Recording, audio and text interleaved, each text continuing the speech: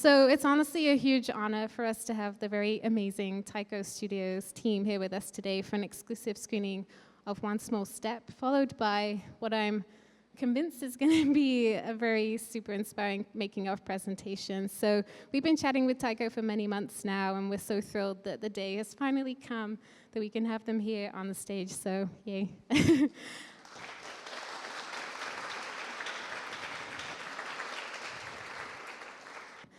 But first, let's meet our amazing panel of superstar artists. So first up on your right, my left, is Andrew Jennings, head of pipeline at TAIKO Studios. So let's have a round of applause, please.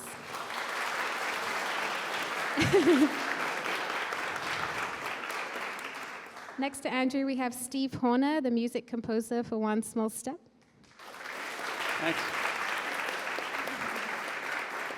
And next we have Joy Johnson, the CG supervisor at TAIKO.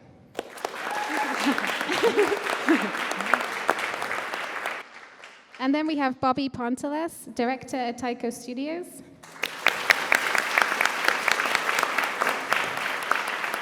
And then rounding up the panel, we have Andrew Chesworth, also director at TAIKO Studios. So.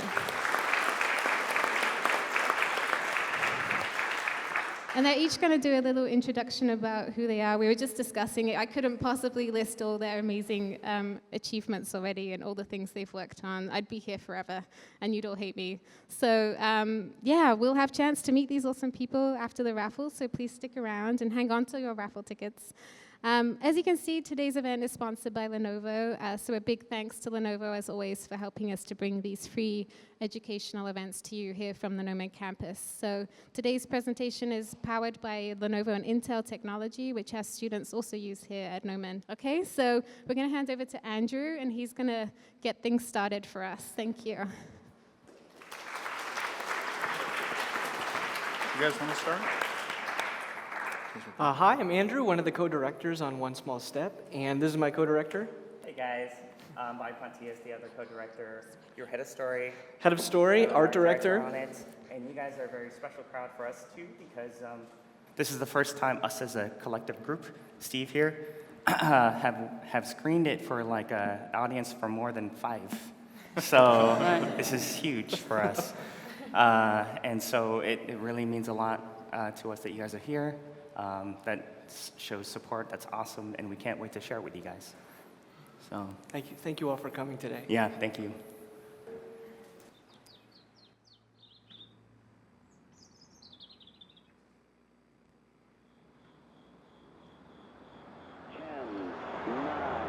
Ignition sequence start. 6, 5, 4, 3, 2, 1. Liftoff. We have a liftoff. 32 minutes past the hour.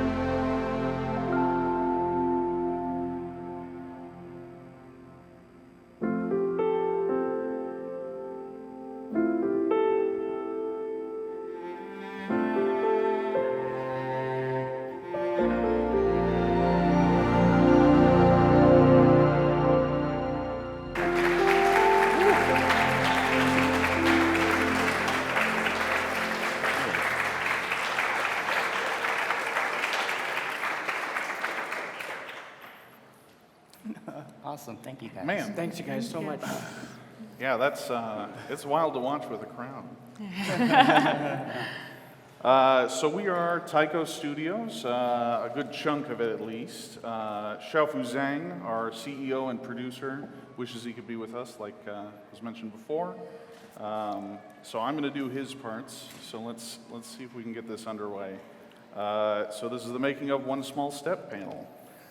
This is our crew. We're just going to go down the line here and introduce ourselves one more time. I'm Andrew Jennings.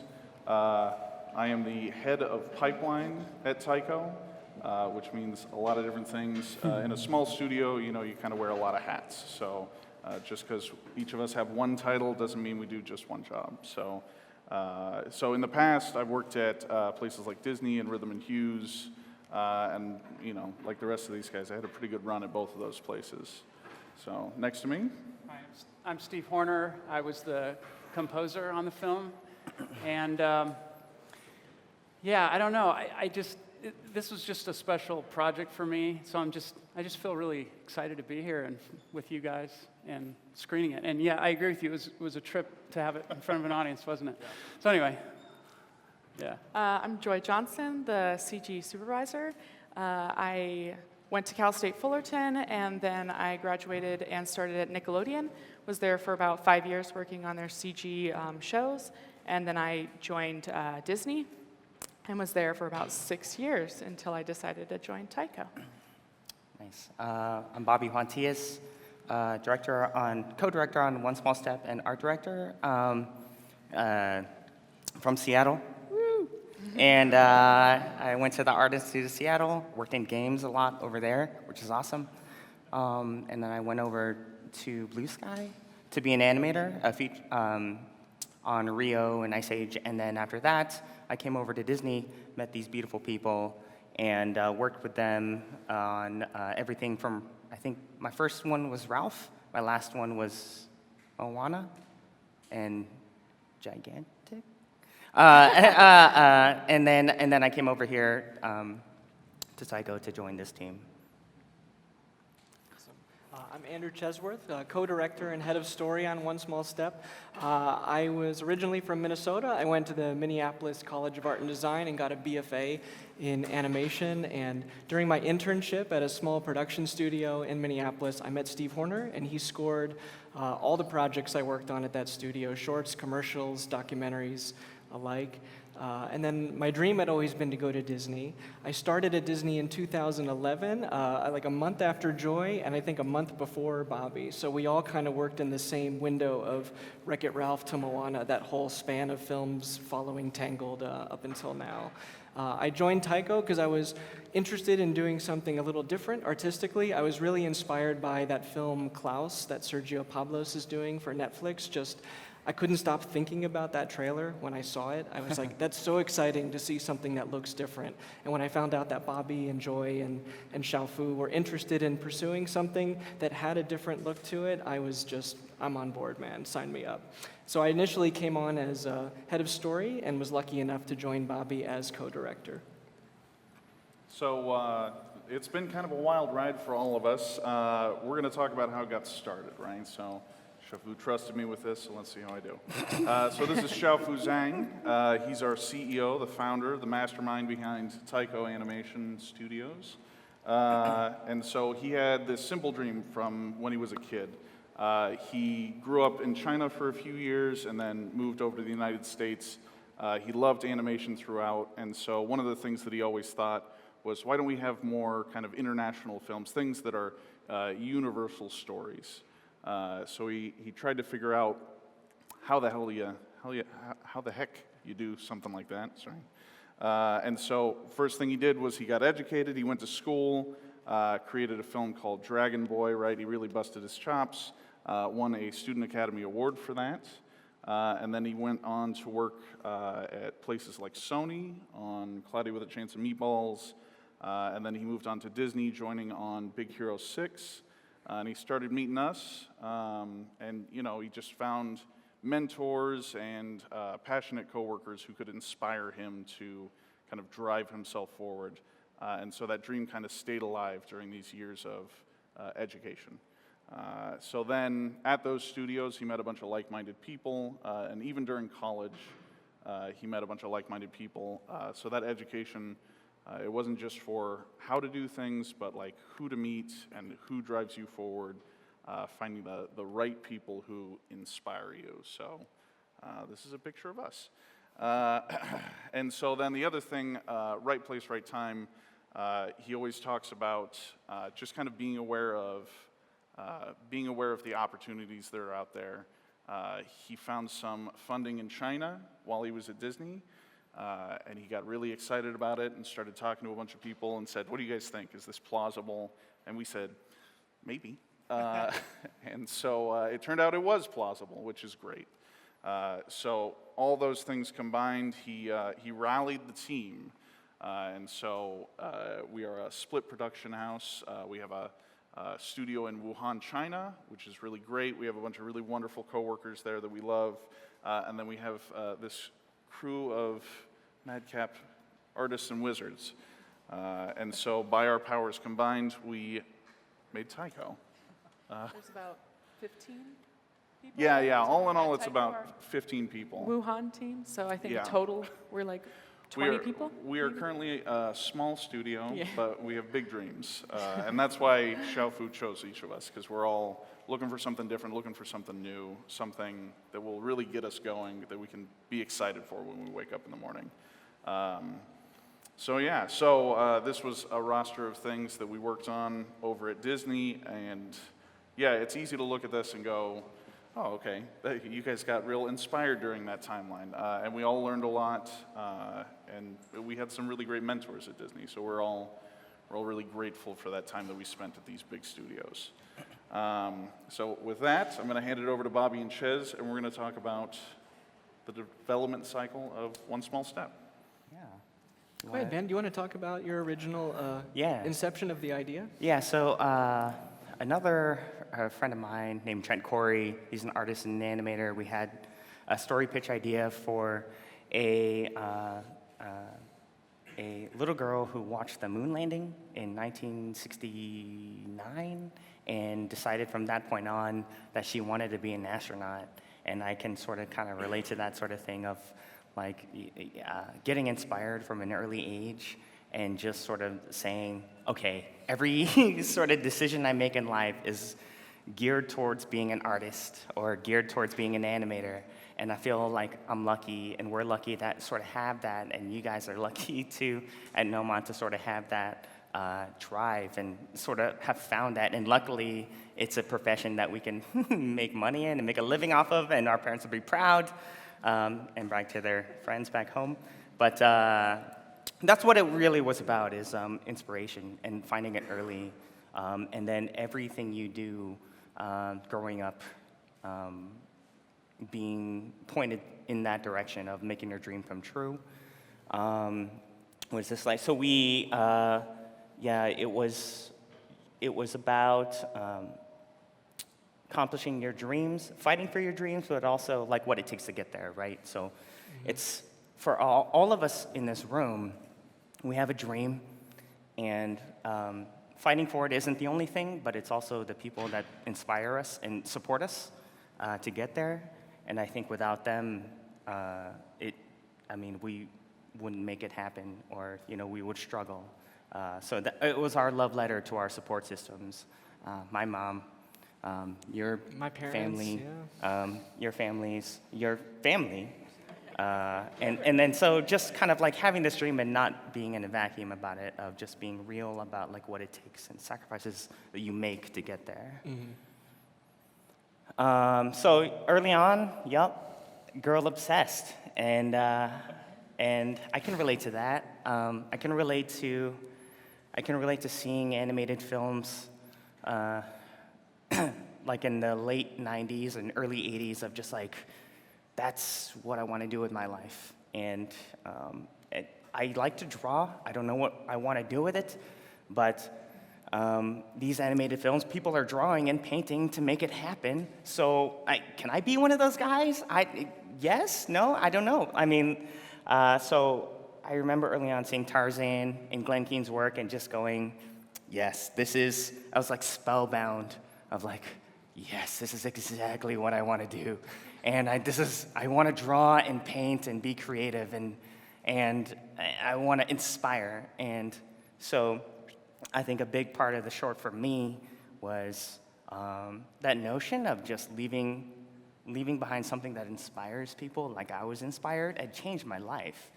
And when I was inspired, when I found that, like sort of like Glenn Keane's work and everything else, like it sort of changed, it like made a 180 of like what I wanted to do.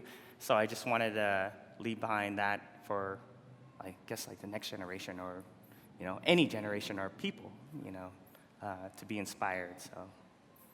Yeah, it was easy to follow Bobby's lead on this story because he has such passion for these feelings that he wants to convey through the story, and it made it a really clear signpost as a crew to make decisions in the service of those feelings that we wanted to put across. So early on, when we first got together, we're like, hey, no one knows nothing about space. We just came from Disney and animation and everything else. So what do we even know? So in an effort just to get inspired, we took a field trip to the California Science Center. I don't know if you guys have been there before. Super inspiring. And, you know, just to keep it short, my feeling was when you go there and check it out, everything seems so DIY. Everything seems like they're figuring out as they go along, and they're just kind of on the precipice of like figuring out new things, and they're kind of experimenting and exploring and that kind of stuff. I'll jump in there. One of the things when we were there, and Bobby's like, this stuff all looks like handmade, like these guys didn't really know what they're doing. Wasn't there like tape? Oh, like it duct was tape crazy, on like on the landers and gloves stuff, and you're like, is the that tape? suits? And so Yeah, I'm going, yeah. if these guys made it to space with this stuff, Yeah. we could It's probably... crazy. In that endeavor, when you look at it up close, it looks like it's flaking apart. Yeah. Right? I'm like, Yeah. I don't want to ride in that thing. They got off the Yeah, planet. because it in broke this. through the atmosphere, Oh, but I know. really, Yeah. yeah, Yeah, it looks like it's going to disintegrate on entry, doesn't it? yeah. But it made it a bunch of times. We asked one of the people there, and they're like, yeah, they don't replace the panels unless they look real damaged. I'm like, I would ask to have the whole thing resheathed. You know? It's like, Well, we also watched an IMAX film that kind of puts you in the experience of the astronauts at the International Space Station.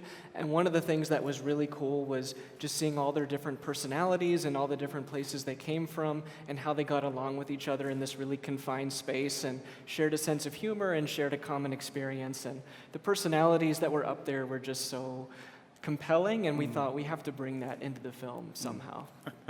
It was also fun oh, yeah. being at the Science Center because you get to see all of the people at the Science Center enjoying this, and all of the people with their children. So it was like watching all the little girls run around with like the bomber jackets and the like pilot, you know, patches and stuff. So I remember like, look at all the reference. Look at all the children. Let's look at the little children. And the guys were like, and just like, no, we can't. And I was like, okay, I'll go get reference. Well, Joy's like, I'm gonna take pictures of these Look at, she's little so children for you guys. cute. And the I'm boys are like, no. I don't Please don't just do that, Joy.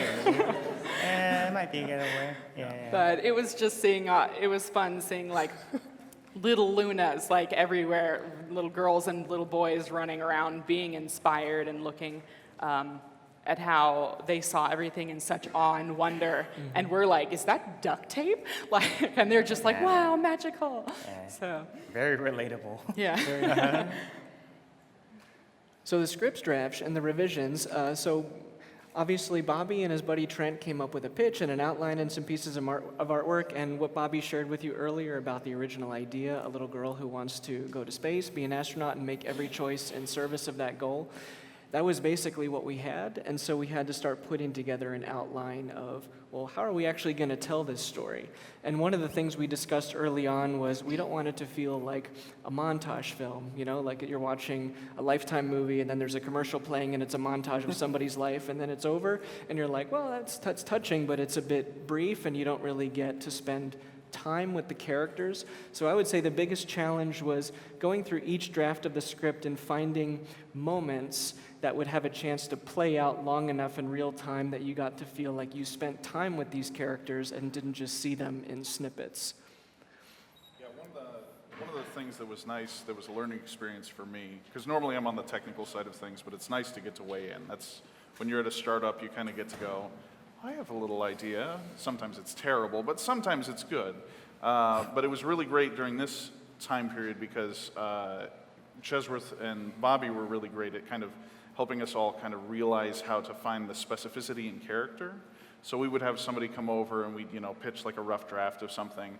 And we go, yeah, see how they were sitting? Like, that's a real specific thing that, like, that's how Luna would sit, right? Like, with a foot up on the chair. And I could never do that. But these guys really hone in on those specific character things that are, it's just nice touches. You try to write that stuff in. I mean, sometimes ideas come from storyboarding or just thinking of people you know and drawing pictures, but even when you're discussing it as a group, you talk about stuff and you try to put it into words like any novelist would do, so you can think of details before you have to visualize them. But we would think how does my girlfriend come home and take off her shoes when she's had the worst day? And you try and think like, that's entertaining, that's character right there, and our story can accommodate that. So everyone kind of had their own experiences, whether it was themselves or their significant others or their parents, and how to make it funnel into who these two characters were and how we were going to get to know them. I think we went through quite a few different story passes. We did, yeah. You don't just find your story and then full stream ahead. We would talk to other people, bring them in. You guys would go over it with them. We would put up postcards of okay, what if the story changed this way? What if it changed that way? Just take it through different paths to see which one facilitated what you guys wanted. And at one point it was her mom. Is it both parents? Does she make it to space? Does she not? What do we want to say? So it was a really intense process. It was a long conversation, just do we want the parent to be there to see the dream or not? I mean, we had a long conversation about that, and just how to best get the feeling out of the story that you wanted to feel, as well as the sacrifice and the unexpected turns that life takes, and just what would make the most compelling version of this story. It was a long process. And so when you get into this thing, it's about research. One thing I learned from Disney is that research is everything. Before you draw anything, research for days and weeks, and that was sort of instilled in me. So we did a ton of research, and Luna's design was based off of the two first Chinese female astronauts in space who were badasses. And when we saw pictures of them, we were like, this is amazing. And if you had read of what it takes to be an astronaut and all the things that you have to do academically and physically, man, these guys are an inspiration. So when we found these two, I just wanted to convey the sort of strength and also humility in their personalities and inject that into Luna. So we just kind of went around and threw out a lot of options.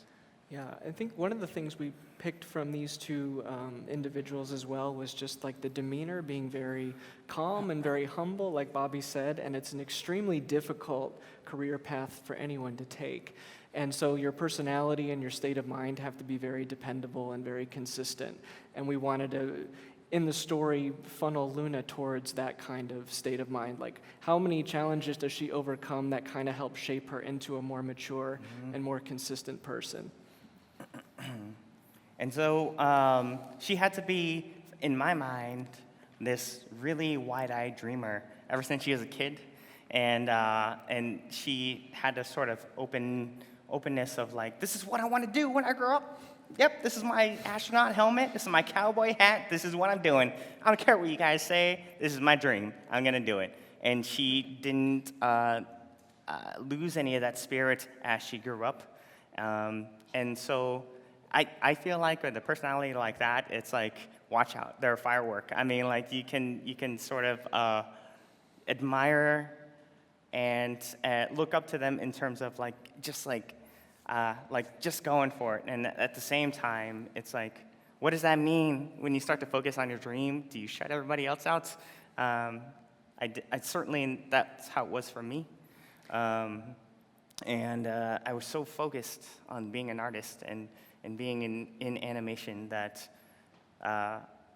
the sort of consequences of that was just like me never seeing my friends, and when they saw me, I had like a bushel of hair. I never shaved it at all, and all I would talk about is animation, and they're like, I don't really want to talk about that kind of stuff, you know? One aspect of her design that was there from the beginning was, this bright, animated face, and then the hair kind of blooming out almost like the plume of a rocket when it's taking off. Like that's the initial spark or the initial firecracker of this person and her dream. And then as she ages, the hair kind of straightens out, and by the time she's an astronaut, it's all cropped off and it's very efficient and it's like ready for space. It's that kind of, the initial catalyst that then straightens out and levels off as she matures. So the Papa Chu Inspiration. So our animation supervisor in Wuhan, China, showed us a bunch of films by Ang Lee from the early 90s featuring this actor named Si-Hung Lang, and we loved his demeanor and his screen presence and just the way he would kind of awkwardly handle himself around his family members. It was kind of this understated, serious, sometimes funny and sometimes very bittersweet kind of performance, and we thought that's such a great, sedate contrast to this little firecracker of a daughter that he's got. Have you guys seen this movie? What movie? This one, Eat, Drink, Man, Woman. It's so good. I great. highly recommend it. It's so Yeah. entertaining. Yeah. But a lot of the domestic and family father-daughter interactions were heavily inspired by the performances in that movie and just how this actor conducts himself. And we thought, wouldn't it be a great thing to see an animated character who just feels exactly like this guy? Yeah, no, it's fun. We watched this movie all together thinking, they said this would be a good movie to see the Chinese culture and how the family interacts, and then we're watching this movie, and I was like, my family acts just like this. We're like, it's Yes. good to see those universal ties of like, of just family, and we're all just very reminiscent. So all these guys show up to the audition, and I was like, One by one, we're like, maybe too old. I like that gut, though. And Too suave. Too suave. Hugh Jackman, Chinese dad is in there. And then also, all of them, like people, uncles that I knew. The guy in the middle was so excited that he got a call back. Yeah, he got a call back. I'm like, who called me here? And then, we went through a lot of iterations on the shape of what dad could be.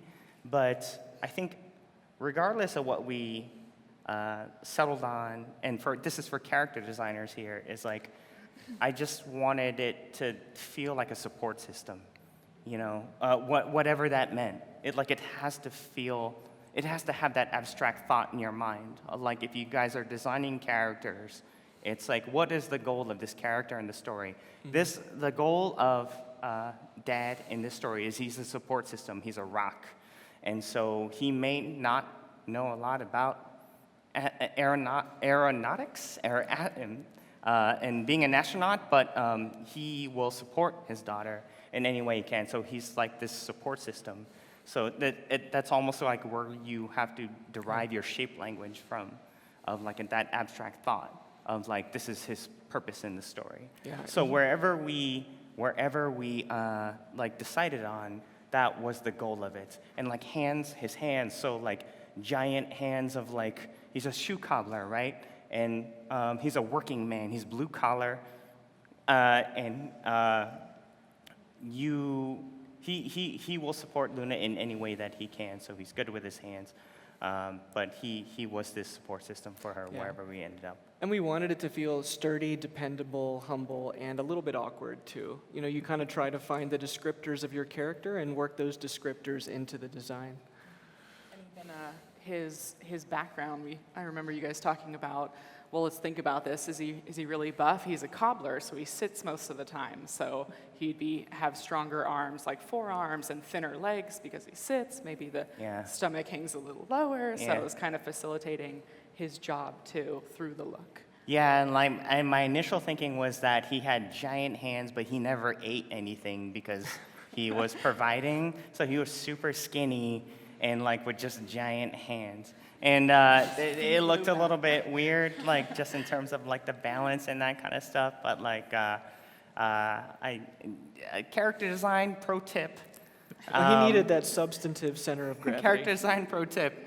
You know, every shape decision you guys make happens for a reason. And so, like his hands, he's a cobbler, right? So they're huge and they're wrinkled and that kind of stuff. One of my mentors at Disney, he would always say, every design choice happens for a reason.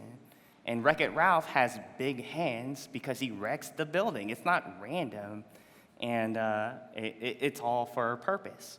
So at any time that you sort of come across like making a design decision for character design, it has to be like from a character story standpoint. Do you want to talk about maybe the immigrant aspect of his character? Yeah. We didn't want to get too much in the weeds of it, and get too preachy with it, but we kind of felt like with myself and Xiaofu, we kind of can relate to that sort of parent figure because our parents kind of came from Xiaofu, Wuhan, and my mom came from the Philippines, and she kind of came over to the U.S. just to build a better life, and it was hard when she came over. It was rough. I don't know if she even knew how to speak English, but she sort of came here, and I remember her telling me a story of like not wanting to answer the phone because she didn't know any how to speak English or anything like that. But that is my way into it, is my mom and her coming over here and working hard to make a good life and not understanding animation, right? But she's like, okay, you like to draw? Just sign up for that art school, sign up for Art Institute of Seattle. She was in the Navy, but that sacrifice, and that sacrifice means a lot, I think, to me, and I look back at it and I'm just like, that couldn't have been easy, yeah. Like, what could your son do as an artist? But anyway, that immigrant story came from my mom and Shafu's family. That's how our way into it. I remember you telling us, didn't you say you wanted to be an artist or a pilot? And Yeah. Your mom was like, no, Yeah. if your heart's in being an art, Yeah. you go be an artist. Yeah. It's like, Yeah, it's like I don't know that's how many pretty Filipinos powerful. are here, but the only way we get here is through the military and the U.S. Navy. And I wasn't smart enough to like be a pilot or even be in the Navy. I felt like, so I'm just like, what am I gonna do here? So, anyway, immigrant story. It was cool to have like the direct connection through you and Xiaofu, like both of your parents being immigrants, and that, like for me, I'm 3 generations away from that, and I would hear stories, and some of them were wild, but I mean, having that direct connection was really awesome. So the color script, we developed this when all we had were some of Bobby's character designs, those initial drawings he had done in the early pitch, and then of course the basic outline, kind of just bullet pointing the steps that needed to happen in this story. So we had conversations about the role of color and the role of shape and which iconic moments we could put down early and get a visual sense of the film. This was kind of the first beginning to end visualization of the whole story off the page. And so we talked about the color blue and white kind of signifying her dream and that loftiness, and how much that's saturating her state of mind at that point in the story. And then the kind of earthy orange and brown tones being that bedrock of support. And during moments of, extreme support from Dad, we really feel those colors brought to the forefront.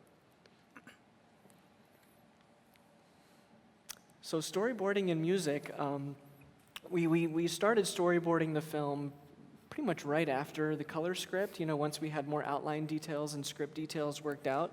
As head of story, I was trying to suggest this idea early on that we bring a really classic feel to the film. Bobby's artwork has a very nostalgic kind of mid-century feel to it, and I was always really inspired by the early Disney films from the 40s, 50s, and 60s where music was such a tentpole of the creative process. They even had the music room with great composers like Frank Churchill working with the Disney directors, and they would come up with themes like maybe this is a 6-note theme, maybe it's an 8-note theme, and they would just play and do drawings, and it was a conversation, and I felt so strongly that that was something I wanted to bring back to animation, especially in the kind of more poetic format of a short film, which people are kind of used to seeing dialogue-free anyway, and I thought, well, we can really run with that and have the music be like a laser-focused element in this story. So we would board something out and then time it out, roughly, so we could show it to Steve in time. And then Steve would start playing and doing like a pass on it. And then after a series of conversations, we would hone. Like, I would say, okay, now this is kind of works. Now just polish it as a standalone piece of music, and then we'll recut to the music and react to it and discuss it again. So it really was a back and forth of like picture, then music, refining the music to work on its own, and then recutting the picture to flatter that music. You threw it to Which, Steve. by the way, was a really unique experience for me because, as probably a lot of you know, music comes at the very end, usually when you have picture lock, and for a million reasons, because this idea of doing a cue and then having to change it, we always go, oh, we don't want to have to change anything. But see, that was baked into this whole process. Change is important. So we worked on it knowing that going in, that that was part of how we were going to get to the emotion, which is music is all about emotion. And that's how we were going to get there. So they let me in really early in the process, which was just so cool, and it actually makes my job easier. Maybe it would sound counterintuitive to go, oh, well, you were making all these adjustments throughout the process, but that's how we got where we needed to go. And I got to be in on their vision so early on. I mean, I can remember just going over to the studio, and we would just sit around and just have these awesome conversations like what you just witnessed leading up to this part. And we just talked about it, and we talked about our families, and we were having a discussion about feelings and emotions, and for me, to get where I need to get with a score, I need to live in that space. I mean, you can look at it, you can go, oh, I have to hit this little action here, and I have to hit that action. Well, you do in some ways, but that's secondary to how's the character feeling right here, and what's going on in their brain, and not just happy, sad. Like, let's really get into the subtleties of it. So not just that you're saying it's happy song, or it's a sad song, or it's a happy cue. No, it's like, what does it feel like? And you have to feel it. So you have to find touch points in your own experience, like what we're talking about. So that was so cool to start off like that and find those touch points early on, so that as we're writing and we're having these great conversations and we're going round and around, and it's just evolving, but it's all evolving with this current of emotion and your own personal experience. And so I got to be in on that with everybody. So we were there the whole way together. So I'm a huge fan of that process. So I'm hoping we can do the same thing when we do another one. Yeah. It's cool. It was incredibly constructive. I mean, I loved that we didn't have a temp track that we were married to. I mean, we did have some temp just to mock up rhythms and general vibe, but we dumped it as soon as we could. Which I loved. Yeah, as soon as you had a first pass of anything, it was like, all right, that's our first pass. And we got it in and out really early. Yeah. Steve was also really helpful in that one of the only perspectives that we didn't have was the fact that none of us have kids. Right. So Steve came in, and he's he's an got old guy. No, I get you. No, it's cool. I'm owning it. I like it. Steve's perspective on that front was like super helpful because immediately he's like, yes, I get this guy's perspective, and we're like, oh, good, okay, great, tell us about that. Yeah. And so we were able to like feed on that, and so not only was Steve killing it with the music, but I mean, every time he would leave, like we'd all kind of huddle around and be like, "Did you hear that thing he said about his kids? Like, that's great. Like, yeah, we should get the that daughter emotional story, through line." Yeah, and I have a daughter and a son, so, and I particularly the relationship with my daughter, and we wanted to raise her to be powerful. and so this, I totally saw Luna and what was going on there in what my wife and I were into with, how we raised our daughter. So that was cool to be able to like anchor to that as well, so, yeah. One more aspect of the music was we spent an entire day kind of figuring out what we wanted the main theme of the short to be, and whether there would be a theme for Luna and Chu or just like a theme for One Small Step. And in the end, we kind of ended up going in the direction of, in the interest of simplicity, just a theme for the short, but then representing one character more with the cello through Chu, something kind of understated and precise, and then something more kind of lofty and playful through Luna, which is characterized by the bells. But then those two instrumentations would kind of weave and dance with each other, describing the same theme in a different way. And then once we had that theme, we scored the last sequence in the film, which is her actually stepping onto the moon and realizing her dream and then being flooded with thought about her father. And once we had that whole sequence scored out, we worked backwards and funneled all the music towards that. So we knew what the punchline to our joke was before we started crafting the beginning of it. Yeah, it's good.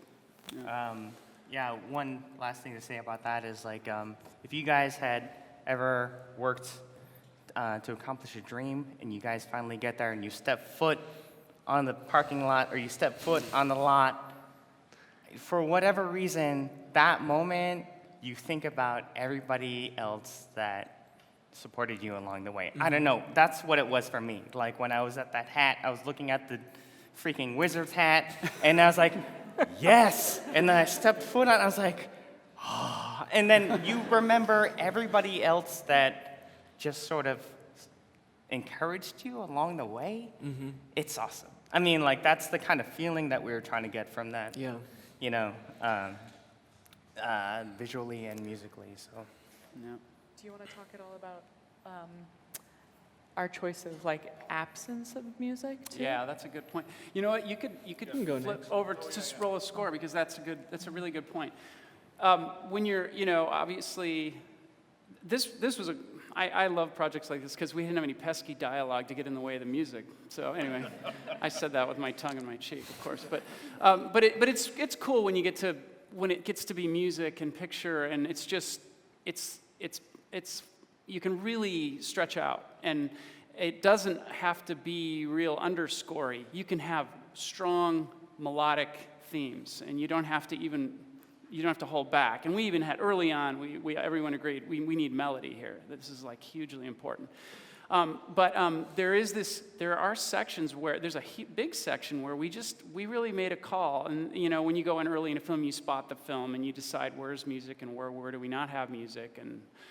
And we chose to just let this big section go with nothing, where Luna loses her father, and just let that live in its own space. And it's hugely important, the choices you make where you don't bring music in, because silence has a huge impact on when you hear it. I mean, so when it comes back, it's more powerful. And it came back very softly, when she pulled the shoebox out. But you hadn't heard any music at all up to that point. And so I love that we were able to just do that. Now, I've scored plenty of films where it's just like, no, we gotta have music here. We gotta have music here. And I think sometimes you can use music as a crutch, because maybe you're not feeling like the scene is strong enough to stand on its own. But I like that we just made decisions like, okay, what does it feel like when you have loss? Well, music kind of dies, doesn't it? I mean, it's literally, you're not maybe hearing music anymore for a while. And we just wanted to have that be a visceral section. And so there's a place where we just said, no music, and just sound design, really minimal sound design. So yeah, it was whatever felt really honest. And Steve's got really good taste for that. I mean, he does sound design himself as well as composition. All the commercials we've worked on over the years, he's always had a really good sense of like where to spot and not to spot. And that was really cool to see it brought to such an emotional story. Yeah. So I'm always fine to lay out, because you don't just have to have music all the time. And that's another thing in terms of the role of score. Score is, for me, music is emotion, right? I mean, there's kind of something about it. It evokes emotion. When you hear music, you feel something. Now, if it's just a blah piece of music, maybe you don't. Maybe you feel bored, but you still feel something, right? And so it always brings up some kind of an emotion. And so So yeah, the role of score was about finding emotion. I think I kind of lost what was my point? How do you I got lost. Yeah. yeah, no, how do you, when you watch something, you feel an emotion, like, where do you start? Well, you just, yeah, okay, that's a good process. So you just sit down. I just sit down on my keyboard, obviously, and I start, and I find a voice. And I think really we started with just piano, and piano's just, I love piano. That's a voice. I mean, that's just such a powerful, great voice to work things out on. And so you just sit down, and I just sit down and watch picture, and I just watch the picture, and I don't even play anything for a while.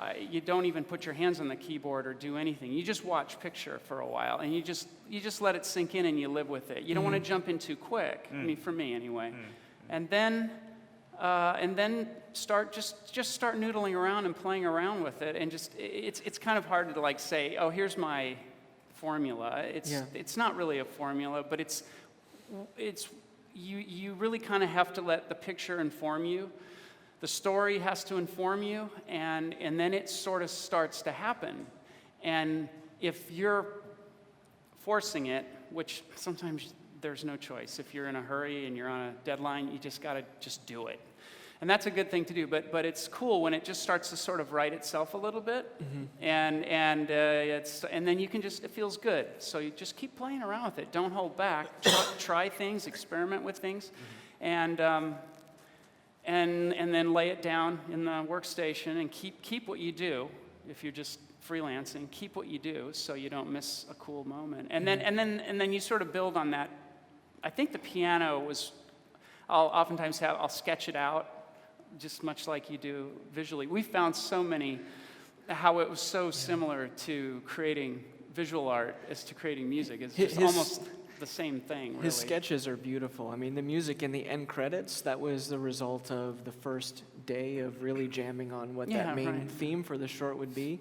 And you had that like 25-second little just phrase of the music, and I mean, it's verbatim what's in the credits. I thought it was so cool. So every time we would score a new sequence, it was basically that piano bass with a little bit of texture and atmosphere seasoned into it. But I thought, man, there was just something so pure and nice about that first pass that you shared with us. I want that to be in the film somewhere, so it's in the credits. Yeah, I mean, the very first thing you do sometimes, you don't want to lose track of that and like overwork it. And so often that happens, especially I do a lot of commercial stuff. I do stuff for trailers sometimes, and I do stuff for ads or promotions.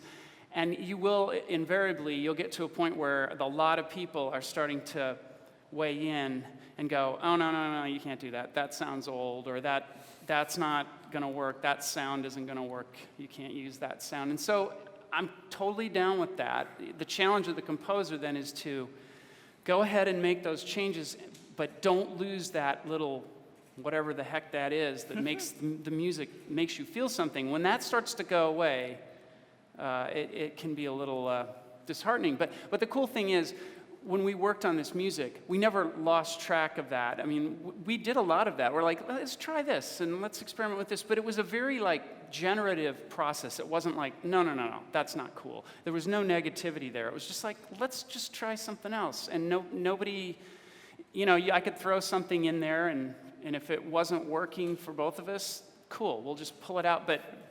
But there is a lot to the process of how you work with the director and everybody involved. It's like you have to keep it very, like I said, generative, and it has to continue to evolve. And that just has to do with good. You just have to listen. There's a lot of listening that has to take place. You have to be immersed in the vision, and you have to be of the same mind. And so it's not like, we can't use this instrument and we can't use this instrument. That's not what it's about. It's just about however we get there. And whenever we start feeling it collectively, I can't just because I think it's great. That's not good enough. We all have to feel it. And it's not even about it being great. It's about how is it serving the picture and serving the story. Because the story is king, always. And then next is the picture. And the visuals serve the story, right? The story is everything. And then the sound, to me, comes in third. It serves picture and it serves story. It always has to. And so if you just always keep that in mind and just keep try to stay in that zone, you know, where it's exciting to you, and you're getting. I remember when we'd be sitting in the studio, you know, you go through those little dry periods where you're like trying to like figure something out, and then all of a sudden something kind of emerges, and you both get excited, and then boom, boom, boom, boom, boom, boom, boom, and there you go, and then you've created a cool little bit that you're excited about, and you know it's something cool because you both got some chills on the back of your neck or whatever it was. You were feeling something. Yeah, so. that frisson feeling, that's a term they use in cinema to describe like when you get the goosebumps or you get the swells, and trying to manufacture that is like, I don't know, it's like chasing a unicorn. Like, where is it? How are you going to find it? It totally is. Yeah. You don't make it happen. It just sort of shows up. Yeah. And you're lucky, you know. So, yeah. And so Chu was the cello was Chu's voice. Yeah, we chose but that for Luna's voice changes from childhood to adulthood. Yeah, Do you wanna talk that's a about good point.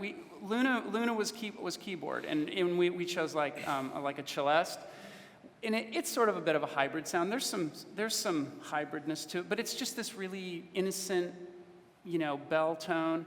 And then as she grows, we slowly phase that out, and we go more to piano, a more pure piano tone, and that's To show her so maturity. her voice evolves and becomes more mature. Now, Dad's voice was always Dad's constant. voice, right? It was a Yeah. constant; it never changed because he was a rock, and that was his job, was not to change. And so that's what's so cool about having these discussions, because we all voiced these things that we're talking about. It wasn't an accident, it was like on purpose. So it's like, okay, well then let's do this with this voice. Let's evolve the voice this way. And there's just nothing better than being able to get down into the weeds like that with everybody in the creative team. So we're all on the same page. So, yeah. Yeah, You got so, another one. Sorry. yeah, we basically covered that slide. What, my audio interface? I mean, one thing like I the w- UAD, actually. Well, one thing I will mention that to there, though, I mean, it was really cool having the animators actually animate to finished cues. Oh, right. I mean, so it was like you already have your score laid out, and the animators were like to the frame, able to hit these beats that were kind of more or less living within, you know, a 12 to 18 frame window in the storyboards, but those audio beats were landing, so when you're in final animation, you can just really hit, you know, a lot of those without Mickey Mousing it too much, you know, where you're stomping on every beat, but the precision was there for the animators to have at their disposal. Production. Yes. Look at the film. Yeah, I just wanted it to look like an illustration. I think that's my thing. Nowadays in CG, we start to see more and more of that, non-traditional CG looks with like Paperman and Feast and Chromosphere with June. I'm all about that. I love it. And so I'm like, if we're gonna make a film, we gotta do something different, man. So I think it just all comes down to simplicity. That was my goal with it. For the idea for traveling to space, the more we did our research, the more I found that, man, people were so excited about space travel in the 60s. They were so stoked about it. And we're like, yes, this is gonna happen. We're gonna go to the moon. This is awesome. And there's like an optimism that is just inspirational and encouraging. And you're like, yes, I wanna recapture that. And then nowadays, I feel like we're getting into that again with like SpaceX and like reusable rockets and like going to Mars and everything else. It's reoccurring. And so I'm like, I want to capture that optimism, that sort of just rocket to the moon, fly to the moon. Everybody, you know, we're going to go here. And there's something so appealing about that. Yeah, optimism about the future is weirdly like a nostalgic thing now, so let's make it contemporary again. Yeah. And then so look-wise for the characters, I mean, I love mid-century illustrators like Earl Oliver Hearst. I love the animated films that are coming around about that time of like Sleeping Beauty and 101 Dalmatians and like Sword in the Stone. And when I watch those films, they still hold up Why? Why did they hold up? It's because the rendering was so simple that the design had to kick it up a notch, and it had to really bring it in order to make audiences be interested. So when I look at these images, I'm like, man, this is 50 years ago, 60 years ago, and it still holds up, which is crazy to me, and I don't understand how that happens. And I try to understand, and I think it's just because the iconic simplicity of the graphic shape and how you're describing something like with simplicity. I think that makes it sort of go beyond any sort of rendering techniques for us. So I'm a big fan of these. And then, yeah. So next is the asset production. So I came on to TAIKO. I'm a character rigger TD for the last like 12 years, and I turned into the CG supervisor. I'm really familiar with the asset production because I've been living in it for a while. So our modeling, these are our three main characters were Little Luna, Adult Luna, and Chu. And we wanted to go for a really graphic design because of this illustrative look. In the beginning, we didn't know if we were going to do the traditional CG and then what we were going to do, and we finally landed on no, we want to do something different. We want to hit Bobby's drawings and just make them look like they're alive, and go with this really kind of graphic, flatter, illustrative look instead of a CG look, and so that goes into the model. So we kind of went back and forth and edit the model and test it through lighting. So you can see on the left is Chu drawovers from Bobby of we'll do our first pass of the model, and then Chu was modeled by Dev Karna, and then we do some drawovers because it's an illustrative style. The sharps and the curves were very important to get, especially in our main, kind of our iconic pose, I guess, is them at the dinner table. So Dad's always on the left side, Luna's always on the right side. That's their sides of the table. So what is Dad going to look like graphically? How does his hair shape look? Does it look like a drawing? Is it a little too realistic? Maybe you can flatten the top, round certain curves. Flip the part. So yeah, flip the part. His hairstyle was on the other side and originally, and then finally when we sat him down and put them both at the table, we're like, we need to flip his hair. It's not. He's always on this side. Yeah, wait, it's gonna look like that?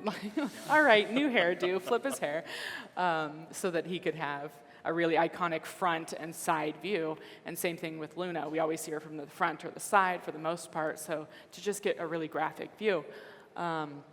Also, the topology is very important because since this is a graphic style, everything needs to be smooth when the light hits it. We do a combination of lighting, which we'll talk about later, but just the smoothness of the model was really important. So once the light hits the model, it gets a really clean, rim light, or it just falls off of it so that we can use that later on to get our more graphic style. Wait, go back for a second. In the bottom left, you can see Luna's hairstyle. So we go over doing a pass. Bobby does drawovers, and then we check it in also in flat silhouette, which will help us point out where the silhouette drops or where it's not strong, and then we can do more drawovers to strengthen the silhouette overall. You can also see that one of our style choices is that as Luna grows up and as she loses her father, when she picks herself back up again and is inspired by her father to go back after her dream, she actually cuts her hair and it ends up being her father's haircut. So that was a design choice, that how do we get the feminized female version of Chu's hair so that we can even show through design that kind of as you grow up, you become your parents and what they've instilled in you. So that was really important to us. Yeah, you can next slide. All right. Also that I remember you guys talking about how design-wise, Luna and Chu are supposed to be the opposite shapes of each other, right? So Chu's got kind of the rounder belly and the smaller head, and Luna has the bigger head and the smaller body, so that they are like mirrored versions of each other, or like shape And language. like, and her being like rounder shapes and being more Yeah. like squared off. We definitely wanted him to be more squared and her rounder. She's more softer and energetic and fun, and he's like the bedrock. And to show that through design. These are some of the drawovers of Luna's hair. We wanted a really graphic style. Like Ches said, that her hair symbolized a rocket launch. And even her dress is like a triangle, like a rocket. So like everything in her would be pointed towards what she wanted. To the right, you'll see this is the texture map of Luna's face.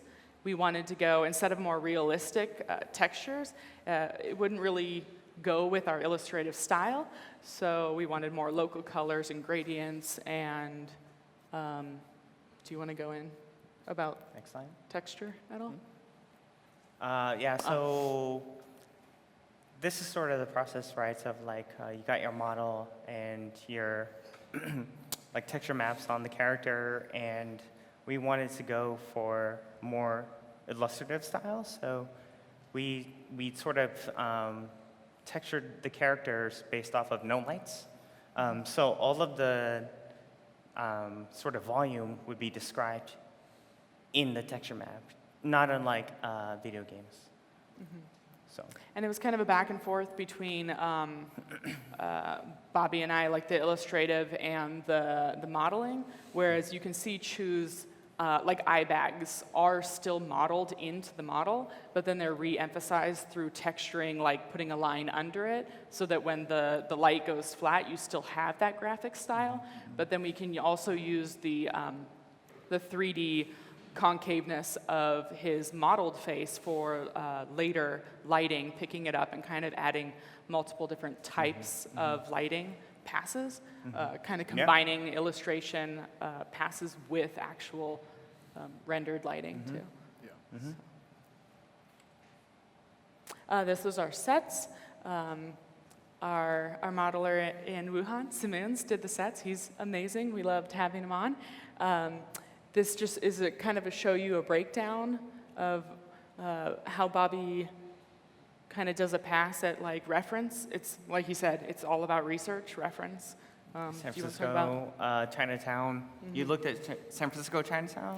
I think, Xiaofu, our producer, had collected a bunch of buildings. He lived in San Francisco for a while when he was going to the Academy of Art. And there were all these places that he and Eric, our animation supervisor, were familiar with, and they kind of wanted to homage those places in our version of San Francisco, Chinatown. And so they gave me a collection of buildings to reference, and I did that diagram on the left, because that's basically the only way we present it for most of the film is like the street, that they live on with the buildings on either side, and we're just kind of caricaturing the types of buildings that we see in that part of the country.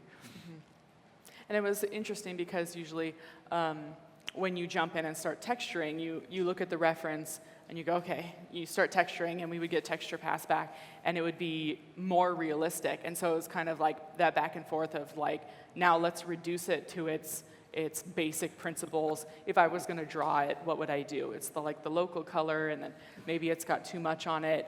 What's making it realistic versus illustrative? So it became taking out the detail and reducing it and turning it to like more brush strokes and gradients. And if I was going to draw it, what brush would I use to draw this texture or add this shadow? Stuff like that. So it's kind of a back and forth. On the bottom left, you'll see Chu's shop. So all of the environments were done in CG. And how we would do it, we would model it, and then we would kind of layer and test the texture through doing flat colors. So you'll see the shoes to the side, and there's tools on the wall. And then we would go through passes of, instead of just putting a light in this garage and seeing what happens, and like we didn't want all these realistic shadows bouncing everywhere. maybe going to the flat color first and seeing how far can we get it in the flat color. So taking the tools and adding a gradient to them so it kind of looked like they were already shadowed on it. Or how to pop the shoes away from each other. So adding gradients or fall-offs to the side to kind of pop them forward and back and separate them from themselves, the same way you would do if you were using Photoshop or drawing the picture, like how do I get them to stand out from each other, instead of jumping straight into what does a realistic shoe look like, what does a tool look like, how does the light hit it. So kind of taking it and combining the CG aspect and the kind of, if I was going to draw this, what would it look like? Well, one of the things we did too was when we were doing previs on the sets, just like Joy was saying, we would put different colored surface shaders on different planes of the objects so that you're using the most minimal way of separating things from each other as possible. We would also model stuff like in forced perspective, like the street that we were just looking at was a forced perspective with a really deep street and a really flat lens. And then here in like the university lecture hall, for example, we modeled it to the storyboards because the storyboards were presenting all this information and the composition a certain way, but to make that actually work, we had to play with lens and then play with how you're kind of latticing out the environment to get exactly the image you want. And then the characters are still able to cast reflections, or surfaces are still able to receive shadows, even though we're projecting, in some cases, textures onto the previs geometry. Mm-hmm. Yeah, we didn't want to just jump straight to like a matte painting and have it stuck on the background, because we wanted to make sure that we could move the camera if we wanted, or do those choices like along the way and not be stuck with one setting. So there are like subtle camera changes every once in a while, or just editing afterwards, since we were going back and forth between music and layout, and just still keeping it organic. We wanted to be able to move the camera and, like you said, use the shadows in there and complement them with illustrative style. So. Dope. That's awesome. This Luna's Dream sequence was just inspired by kids' drawings. And when you make those space dioramas when you're a kid in elementary school, and you have the box and you have the planets, and it's just awesome. The creativity is awesome. And in the middle of just making things, that's where the inspiration just kind of took place. Just that kid, like going back to thinking like a kid, and drawing like a kid, constructing things when you were young, and space is awesome when you're a kid. I remember they're like, oh my God, there's a planet with rings around it. That's crazy. And I just wanted to capture that with the art direction on this portion. And it's fun. We just spend in a couple days Google imaging kids' dioramas and okay, are we gonna make the moon out of cheese or paper mache or maybe it's one of those Chinese lanterns that glows from the inside. Man, kids are super creative, and it's awesome. I mean, this kid in the middle, that's crazy. And that was so inspiring, just how he can create those craters. He would build up toilet paper, things, he would cut them up, and then just kind of wrap them with paper mache, and there it is. There's the moon. And you're like, that is the moon. And I will say, you are an amazing kid. And hire me when you become the head of a studio, because I will be there. I'll fly to your studio. A little bit of that research, and the first day that I looked, you could definitely tell that a parent did that. That's too nice. It's not what we're looking for. We're looking for that handmade quality. So when you found stuff, you're like, yeah, that's the good stuff. So. Back one, I just thought of the Luna's dream sequence as she's on the moon and stuff. It's also reminiscent to all of the stuff in her bedroom. Oh, yeah, So because when you're a child, you have an imagination that's out of this world, but you pick it up from the world. So it's kind of making her dream using everything that she's seen in real life. So the stars in the sky are the stars in her room. She has a hanging little Saturn, and that's the one she shoots through with her dad in the end. And just, I think there was a little globe sitting on her desk, and that's where they're looking from at the moon. That middle. Yeah. I love when you're a kid, everything is right next door. like all of the solar system and the planets are like, it's right there. It's like New Mexico is over here. There's Saturn. Yeah. Yeah, my niece, Yeah, when she it's was right like next 8, door. she's like, are we going to Mexico we're right today? there, And I was like, yeah. sure. Like, it's fine. apparently down the street. Like, everything that you love is just within grasp, you know? Like, yay. So after the modeling and the texturing, we go into rigging. So this is where I've been working for the last 12 years. So, so I jumped right into the rigging. The body rigs are pretty much like the basic, what we want for a normal biped rig to be. So we didn't have a style that was like extreme or like slapsticky or the like noodly arms and stuff. So that was kind of more reserved, and we want like a more of a realistic look. What is rigging, Joy? What? What Oh, does rigging rigging. mean? Sorry, I don't even know. So in case you, let me just throw out a word. So in case you don't know, so rigging is setting up the skeletal structure. So I put the bones underneath the skin, and then I paint and tie the weight and how the skin moves for each bone. So it's kind of like setting up your anatomy and how your body would react to the anatomy as it moves. So like facial features and breathing system or whatever you want. Whatever the animators want to help bring it to life more so that you can connect with the character. Nice. A lot of modeling as well as rigging, so it's kind of a back and forth, so that's why I know how to model also.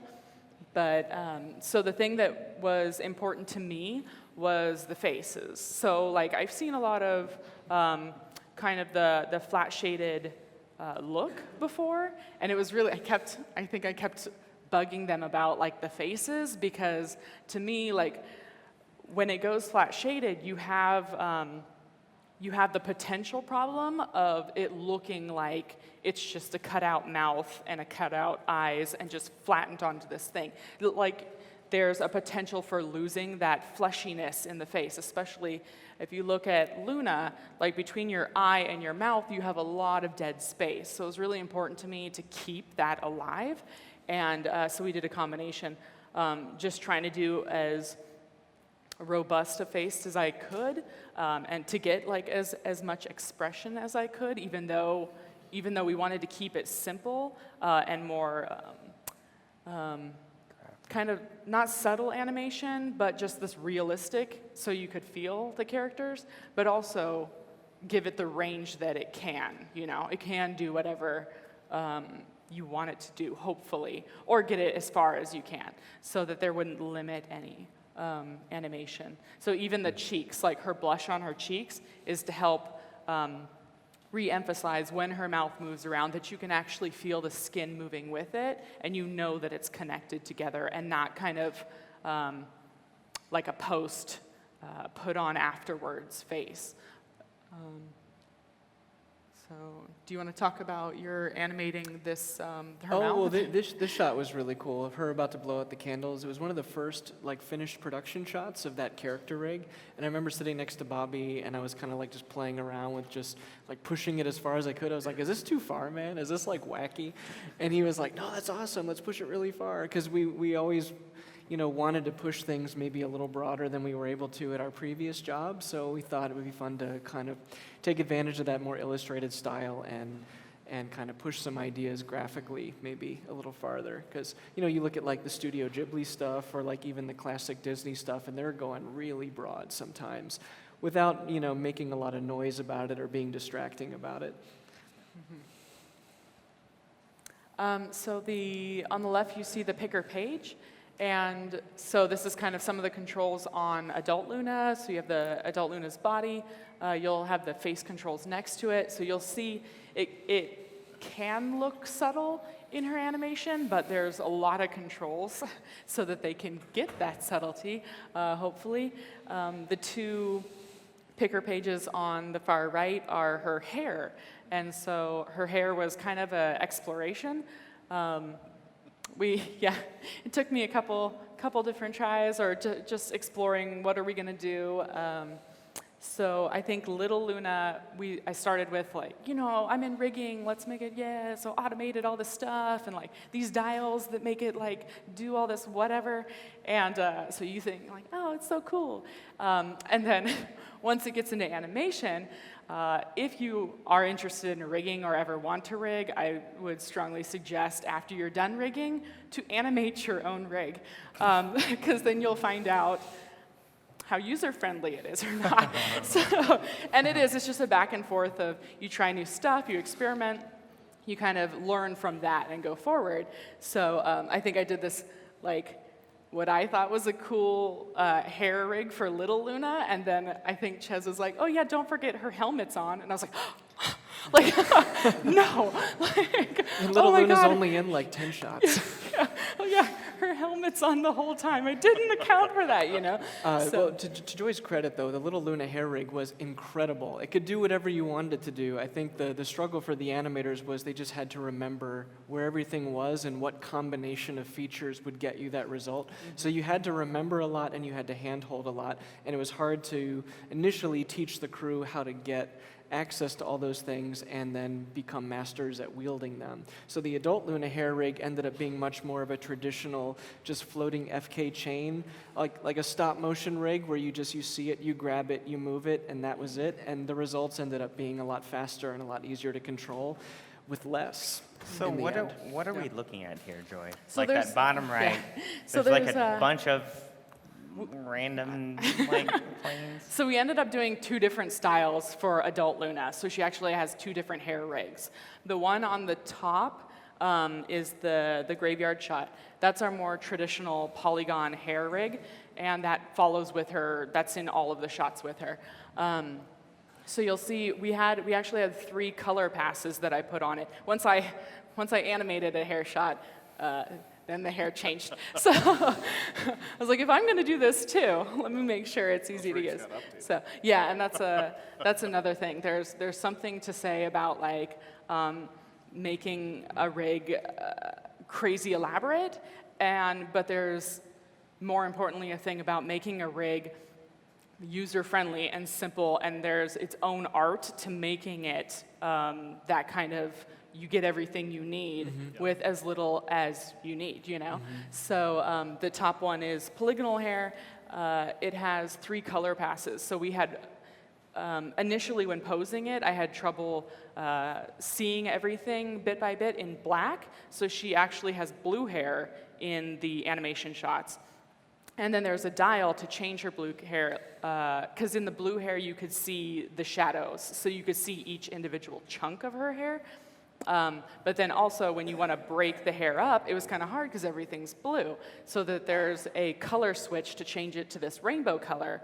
And now I can control the color of the chunk relates to the color on the picker page for the controls. So now I can see which controls attach to which chunk of hair, so I can track hair in a more like traditional 2D feel.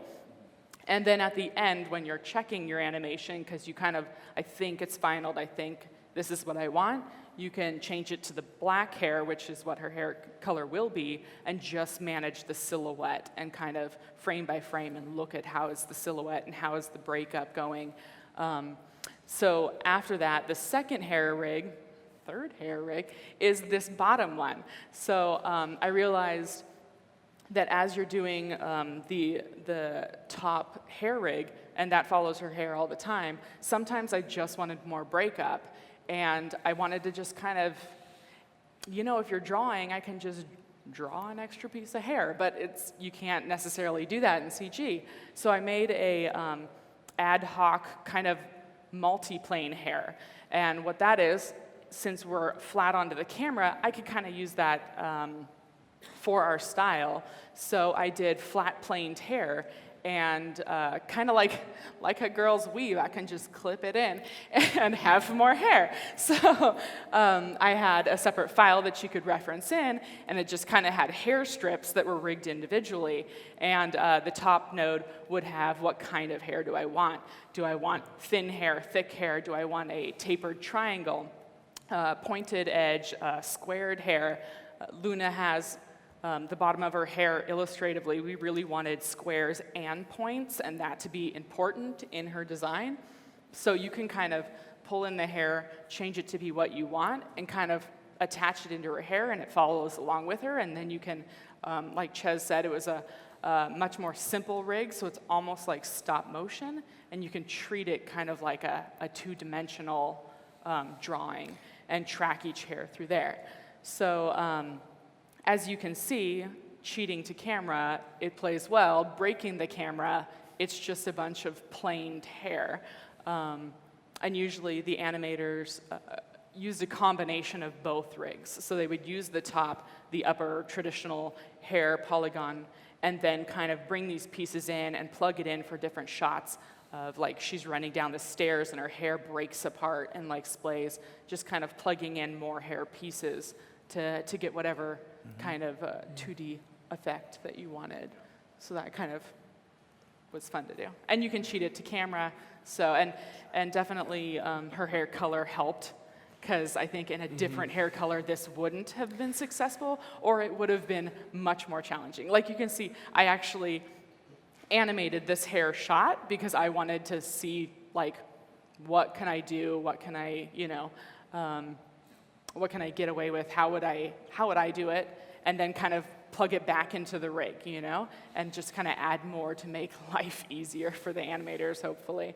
So as you can see, I just kind of decided to keep the top part of the traditional hair rig, and then for this shot, just kind of hide all of the back hair and kind of ad hoc this shot because there was so much breakup as she fell. I will say, when we started the process for the hair, we did do a bunch of X-Gen tests. We had a sim rig and everything, and we're like, oh, it kind of looks weird with like the flat illustrative style. I don't know, what else could we do? And so it was really nice when Joy was like, oh, I could just throw together this rig. And we're like, oh, okay, could you? And she just like busted it out super fast, and it looked way better because X-Gen was dynamic and whatever, but it was strange having all that fidelity, and with simulation, you didn't have the same kind of control that you could have with this. Yeah. So this was just so much more cohesive with the rest of the film. It was a really great decision on a ton of fronts. Yeah, one of the things that was a lifesaver for the animators was just the topology on the hair being really simple, so you got really clean S-curves out of it when it was smooth, limited number of joints so you could move and scale if you needed to distort it in a very direct way, and then the main body of hair living on an optional world orient node, so that if the character's doing this, you know, leaning their head one side or the other, it always hangs straight. So you're animating an FK, but it's always like aiming towards the ground, and that's what you're kind of working with. So versus like you move the character a little bit and the whole hair shell kind of pivots, which no one wants to deal with that. Yeah, I mean, that's yeah, too much rata. And it's a lot of, yeah, you don't want that where like as soon as I start every single pose, I have to like reorient her hair. It should just hang down like my hair. So that was a lifesaver. Kind of the first step. If I was gonna animate, I don't want to like, all right, and then move it down. Just go like that, you know. So just started off with real world, but yeah, also the X-Gen and the simulation for our style. How do you art direct? How, like the simulation kind of does what it wants, and it's very hard to make it. No, I want it to break apart here and do S-curve here, and then come back together.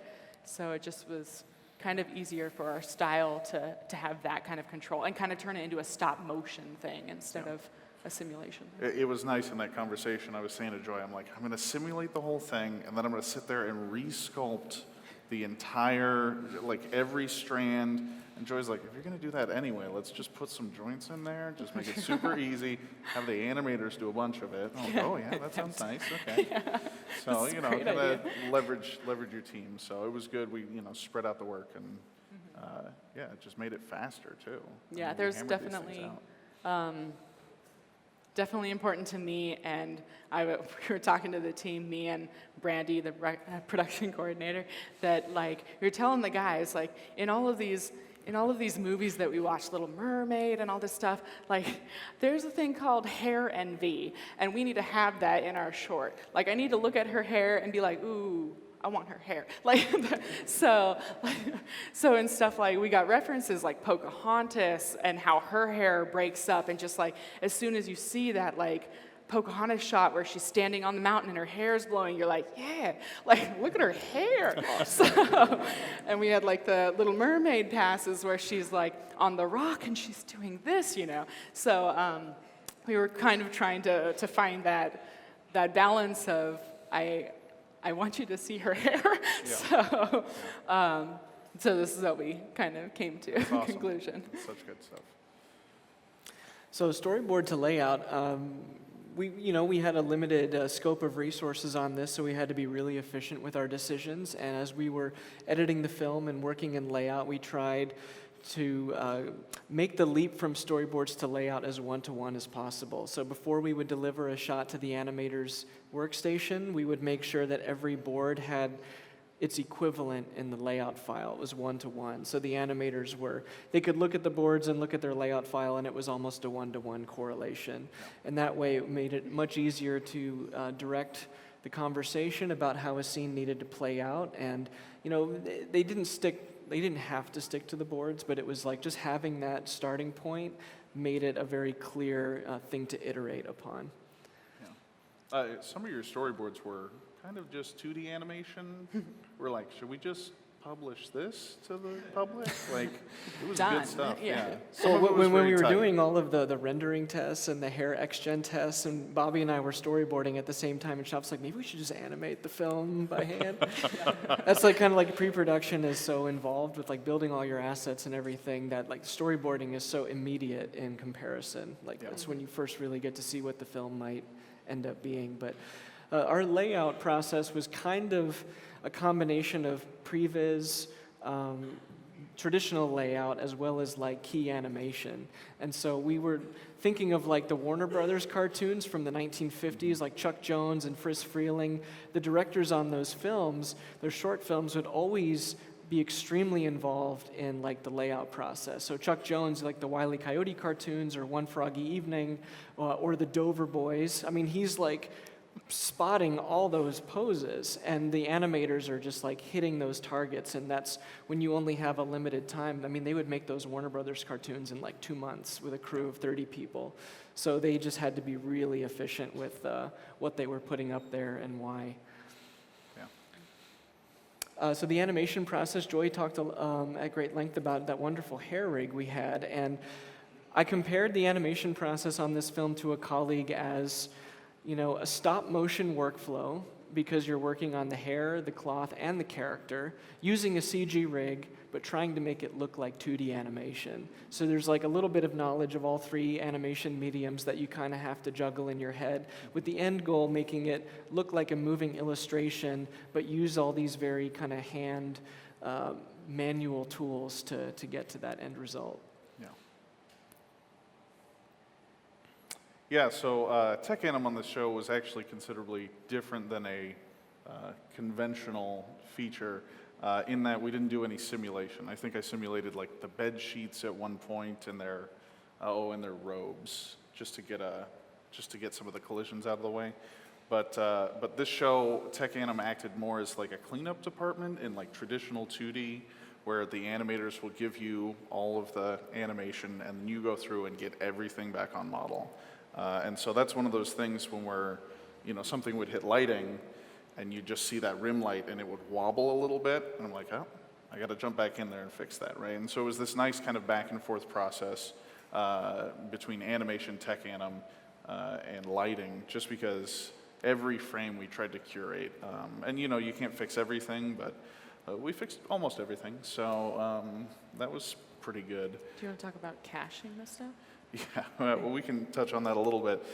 So one of the other things that we did to try and speed up our scenes out of animation, you don't really need the rigs anymore after Tech Anim, right? Sometimes you need to like nudge an elbow out or something, but very seldom. So we would set out these alembic caches so that everything was just kind of simplified into one file, tie all of the shaders back to everything, and then sculpt over that, because when you're hand sculpting every frame and you get that stack of deformers, if you're working with a rig, The rigs were great, and they were fast, gonna but taking it out made the scene just so much faster. So then you could actually scrub, you could actually get some playback, depending on the length of the scene and the complexity of it.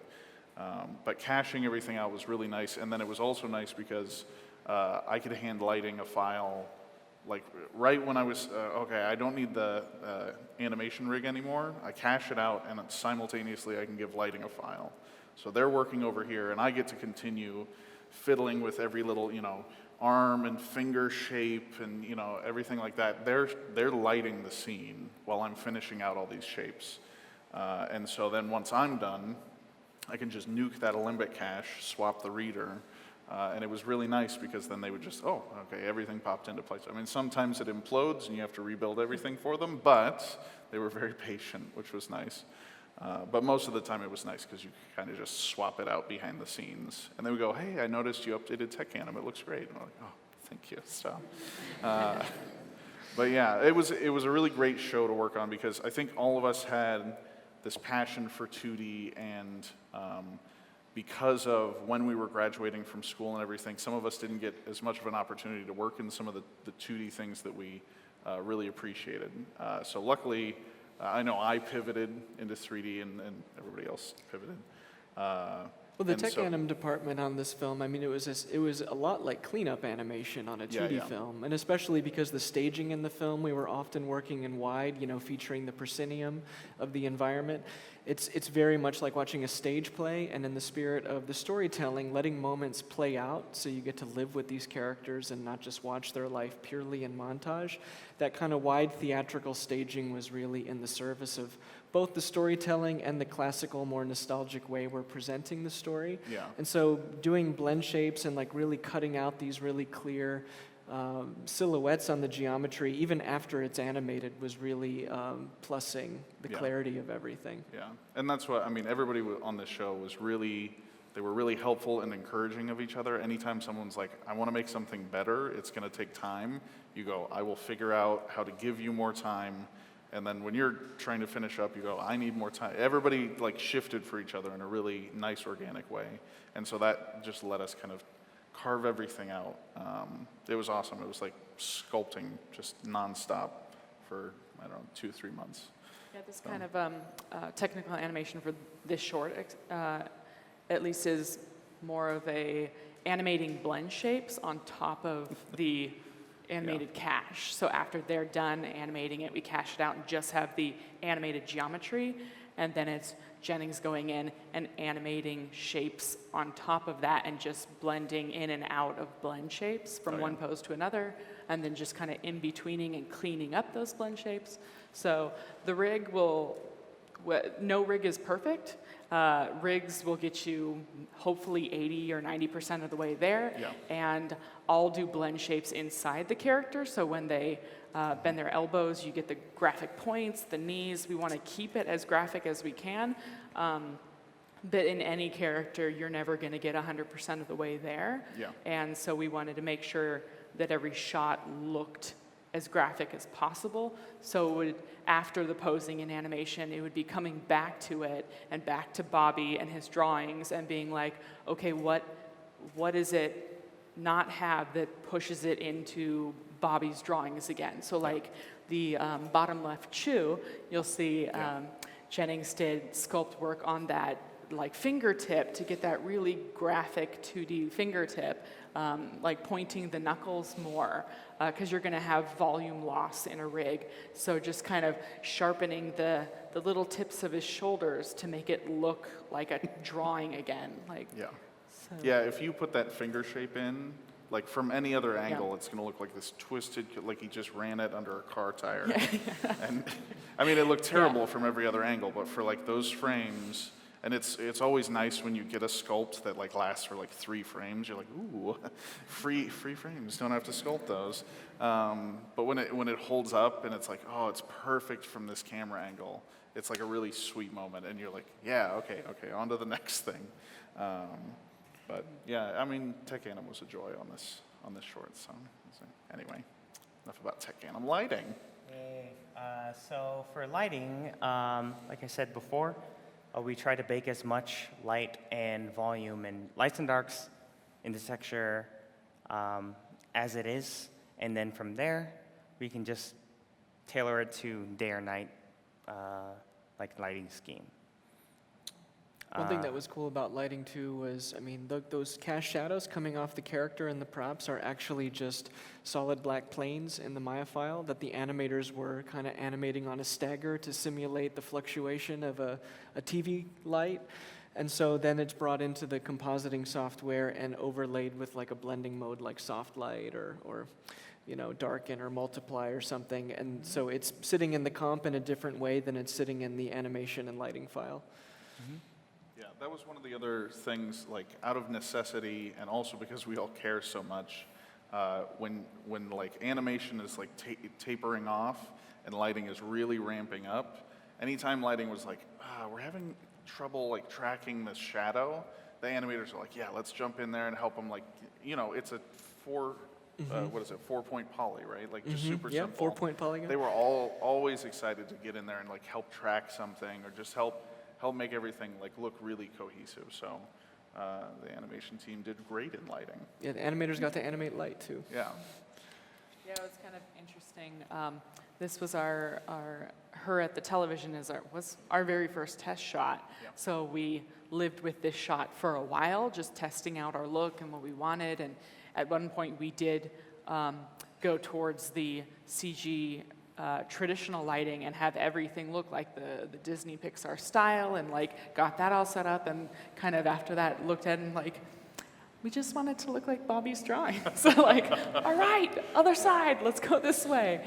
And then it became like how to make it illustrative, and then Ches is like, let's do the shadows in the scene, like how to pull it back down. We can and do match it. Match it to the drawing. Let's match it to the drawing. So. Yeah, and that wasn't immediate either. I mean, it took us a while to figure it out. Even with all of our experience combined, you know, it's great to have, but you know, we just try and leverage that into problem solving, right? How do we achieve Bobby's drawing in motion? And because we're all passionate about that, it was nice. We got to spend that extra time to really refine it down. We had extra time.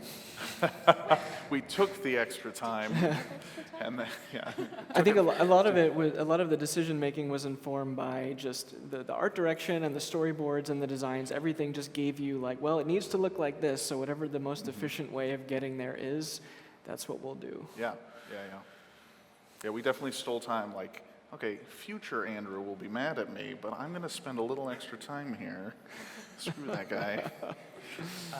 So the way it would work is like it would come out of animation.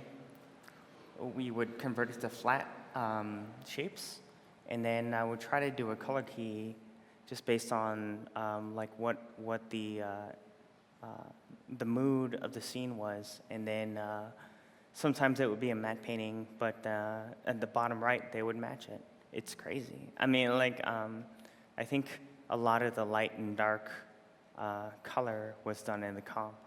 So they would just take the color key and just kind of match it 1-to-1, whatever they can do. You want to go Bobby ahead? did a color key for every sequence in the entire short. He's like busting out a color key. I'm just like, oh my Yeah. God. In the beginning You of the short, I could've didn't drawn know anything about color or light, and probably still don't. But anyway, yeah. So the next slide. So this is to go into more detail of our lighters. Specifically, what they did is like passes, right?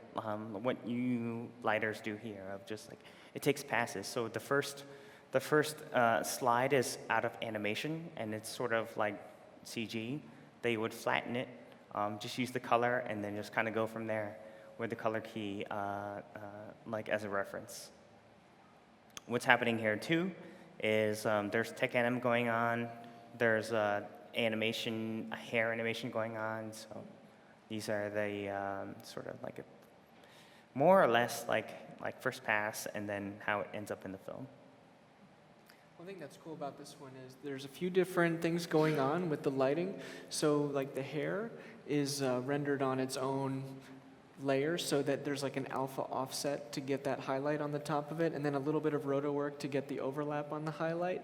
But then the arms, that's actually receiving a real light. And then in the compositing tools, they're kind of using a roto feature to shave off some of the unpleasant edges that you're getting on the geometry. And then when that got to be a little bit too fussy, a sculpt that Andrew Jennings would do would make the geometry itself a little simpler so that it would receive the light in a simpler way.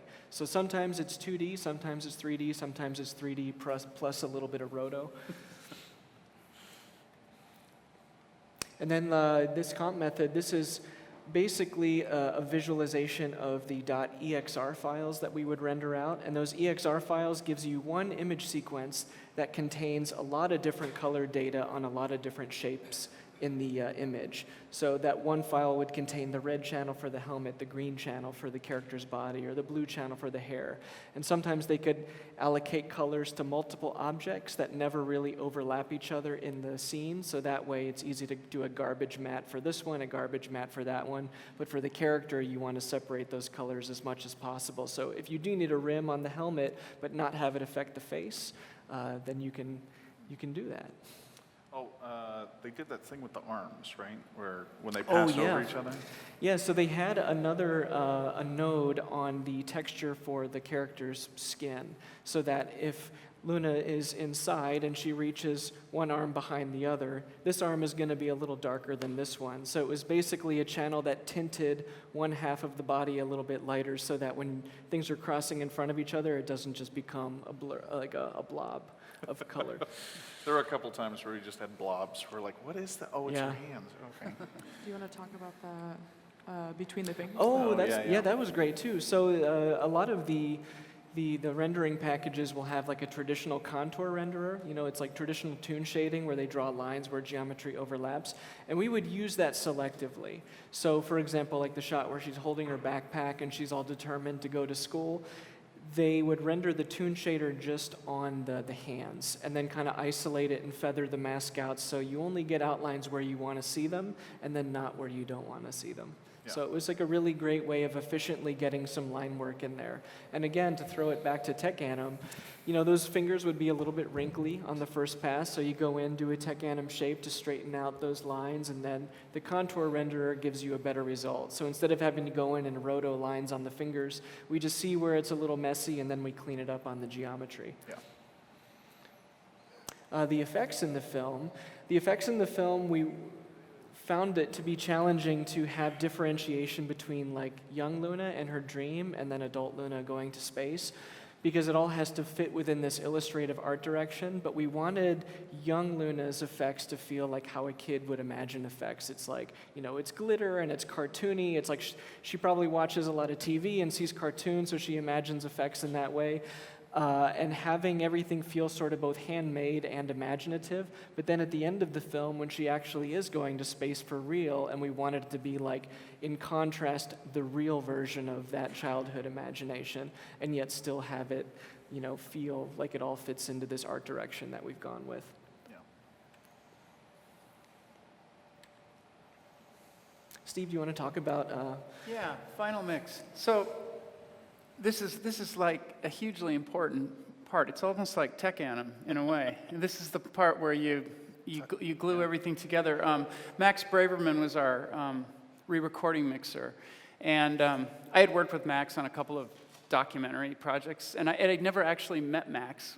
And that can happen. The re-recording mixer really does not want the composer around when they're mixing, because you know, we're always saying what happened to the music and why is the sound design so loud and all that stuff. But we just kind of let Max go with it. And so what Max is going to do is he's going to take the sound design, which we'd all kind of worked on, and we had most of it kind of in place, but not fully mixed. I had mocked up a mix, you know, at the beginning, but then I sent him out the elements, the music, the sound design in bits, and then he goes in and he just kind of glues everything together, sweetens things, adds some of his own sound design, because we had a few little things where it allowed us to get really fine-tune things, like, you know, some of the Foley, we were not totally happy with it, and Max just did an amazing job. And so, you just let him go for a day and just do what he wants to do, because it was all really close. It was probably closer than what he's used to getting, because we'd been working on it for so long. We were really used to everything, and so I didn't want to like stem things out so much that he had to like reinvent it, which would have added more, probably another week.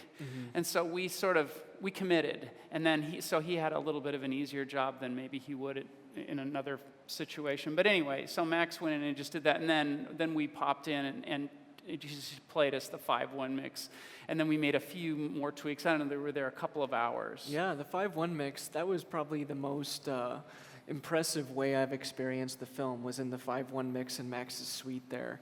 And the physical presence he added to scenes, like when she's at the graveyard and he had this wind ambience and the hair flapping, there were some really cool happy accidents where like a sound that was just part of this live ambience that he had like a little flap in it that sat well with one of her strands of hair. And then like at the end when the moon landing is happening on the moon, we wanted not too much sound. There's no sound in space. This is mostly supposed to be naturalistic. But he had just this little bit of tone in there as the thing hushes down onto the moon. And it was just enough that I thought, okay, that's enough sound. You kind of feel it more than you hear it. So there was a nuance that he added that really made these very graphic, illustrated moments feel very physically present, which was awesome. Yeah. And we went with 5/1 just because, you can do 7/1 and then now we can do Atmos, but you've got to go into an Atmos studio, and it's probably overkill. In the spirit of the simplicity of the film, it was essentially stereo, but the 5/1 was just to give it a little more breadth, and so that if you're in a place in festivals that could accommodate 5/1, you could do some kind of cool stuff, and you could get a bit more space with the 5/1. We didn't want to go crazy with the surround aspect of it, but Max did an awesome job. He's very subtle with it and just very discreet about how he used it. No crazy wild things. There was one little cool thing with when those the craters are oh yeah, exploding. the moon craters and Luna's fantasy sequence. Yeah, there was one. He's surprised it's where it blew up. There's one us. behind that you don't see. Yeah. 5/1 is like surround sound. So you have like 5 points where audio is coming at you. That diagram on the right image there, that's a visualization of the intensity of the 5/1 mix. So you can see in the center, looking up is in front of you. So you have 3 in front of you and then 2 on either side. Is that right, Steve? Yeah, the center is usually for dialogue and anything you want center, and you'll have some of the music usually in the center too, and then you have stereo, and then you have these 2 points behind you, and then you'll also have an LFE, like low frequency stuff, so you can have rumble, and that would come through the sub. So that's the point 1. Yeah. And so and that's just a visual. He had a cool plugin, new gen plugin, where he could just joystick things around and move things around. It's a great visual representation of where everything lives. Yeah, it's like infrared, like heat sensor, like there's more sound over here now here. It did look like it makes infrared, it really easy to understand. Yeah. So anyway, that's Final Mix. So for team building and events, when you're part of a team this small, it's easy to just, go out for food, grab a liquid refreshment, and get to know each other. Yeah, Korean barbecue is a go-to for us. A lot of Korean barbecue, a lot of traditional Chinese. Yeah. I had the good fortune of heading over to China. I met a bunch of the crew, and man, they do street food like nobody's business over there. That's awesome. And that was the funny thing. They kept taking turns running and grabbing me a meat stick and then bringing me look it, this is lamb. And I'm like, is it? Okay, yeah, okay. And they would I don't know. I ate way more food than I should have that trip. But yeah, team building was a huge thing for us, and just being cohesive. And it really helped our communication. Not that you don't butt heads from time to time, but it helped our communication throughout the short. It's just trying to maintain that familial atmosphere. It's a great start for our little startup. I mean, and we're a startup company, and all of us knew each other well. Some of us were friends, but I would say a lot of us were more like friendly acquaintances than close friends, but we all kind of had this startup vision that kind of brought us closer together. And these team building events, you kind of see where everyone's head's at, and you kind of see what really, what drives them, what they really want out of the experience, and you just have a good time, let loose. Yeah.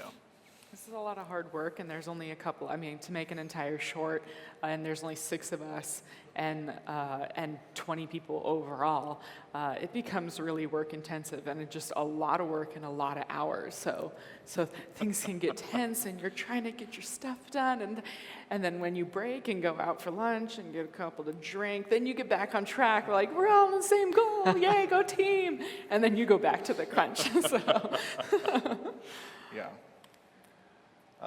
So TAIKO Futures. So right now we're submitting and submitted to a ton of festivals, which we're super excited for. That's like a huge learning curve as well, because that's an art unto itself. But we're super excited. We're hopefully going to announce things that we have been accepted into soon.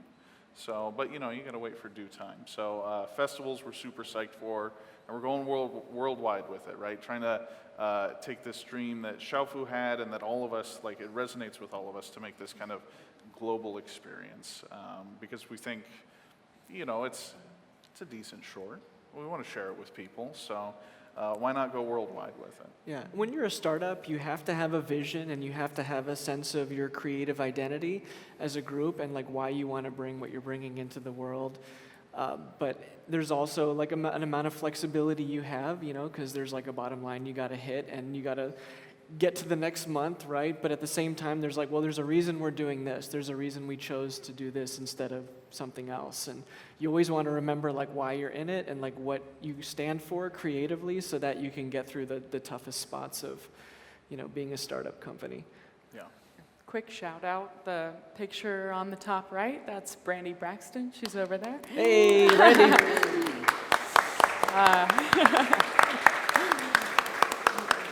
She has like 15 jobs. So she's our production coordinator and logistics and accounting and HR. We all get paid because of her. Like, so just she has like 20 hats that she wears constantly, keeping us all on track, making us actually finish the short. Because we're artists, we're going to be on it for 10 years if we can, you know? We'll just nitpick it to death. Did you see that? Did you see the eyelid? Should we do it over? And she's like, no. Yeah. So thank you to her for making us actually finish a film.